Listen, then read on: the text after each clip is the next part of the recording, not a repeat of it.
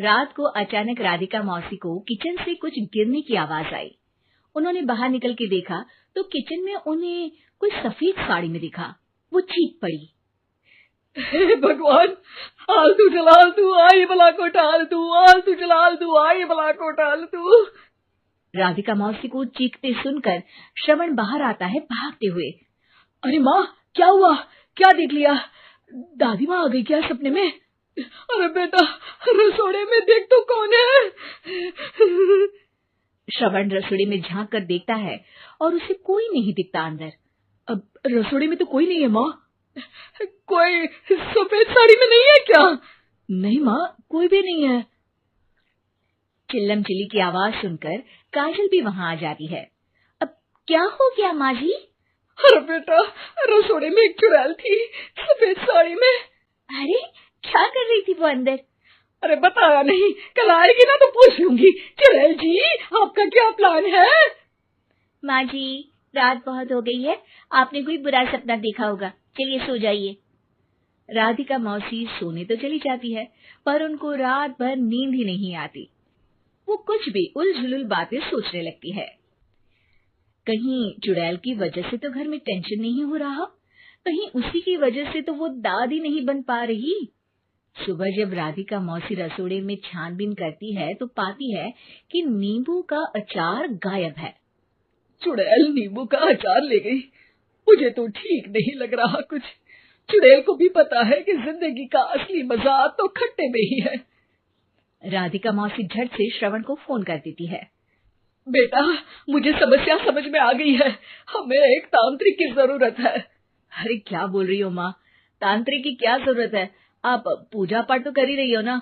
आलतू जलालतू मंत्र सारे फालतू जैसे कुछ मंत्र पढ़ो, चली जाएगी अपने आप चुड़ैल।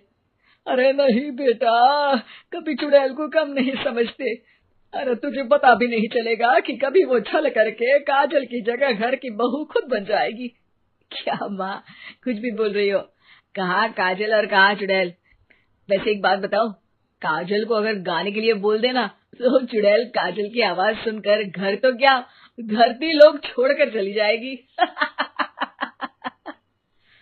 तुम ना पढ़े लिखे बच्चे हर चीज को मजाक समझते हो। तुम रहने दो, मैं खुद ही तांत्रिक को बुला लेती हूँ। अच्छा सुन, शाम को इमली लेके आना। क्या है कि चटनी खाए बहुत दिन हो गए है ना। नहीं माँ, इमली तांत्रिक से ही मंगवा लो ना, आटा वगैरह भी उसी से पिसवा लेना। देखो मुझे काम करना है।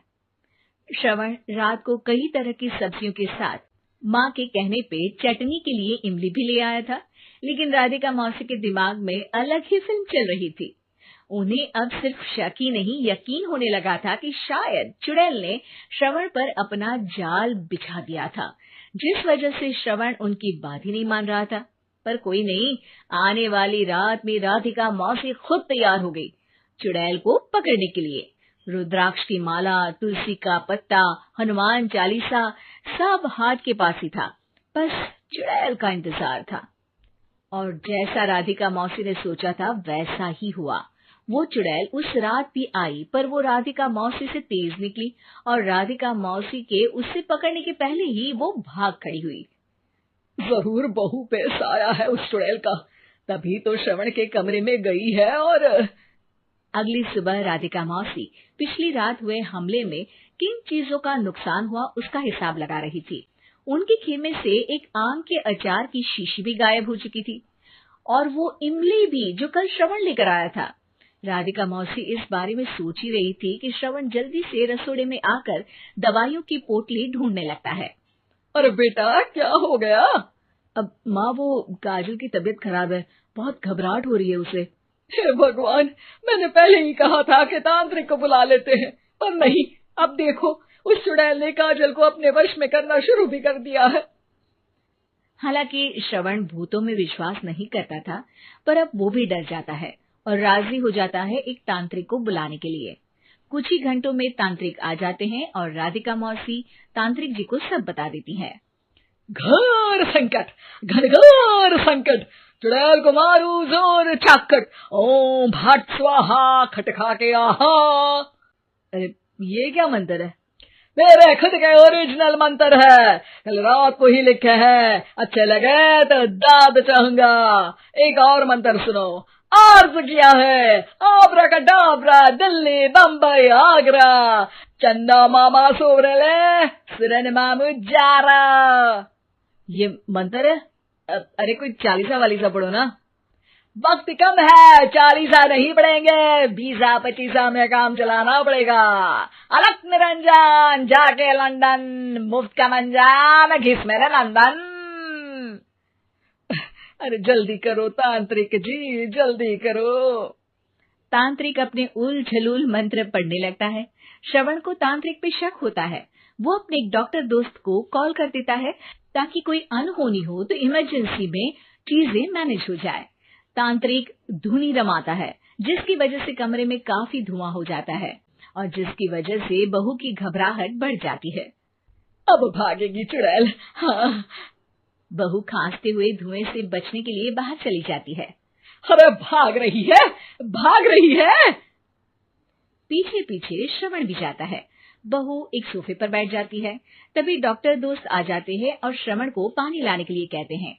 थोड़े चेकअप के बाद डॉक्टर कहते हैं, मेरे हिसाब से जाप का काम पूरा हो गया है। क्या मतलब? अरे कुछ भी नहीं माँ, कोई चुड़ैल नहीं है, खुशखबरी है, अब दादी बनने वाली है। मगर वो सब अचार के डब्बे।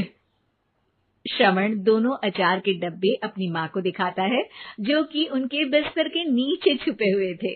आपने सही बोला था माँ, वो चुड़ैल काजल ही थी जो खट्टा खा रही थी।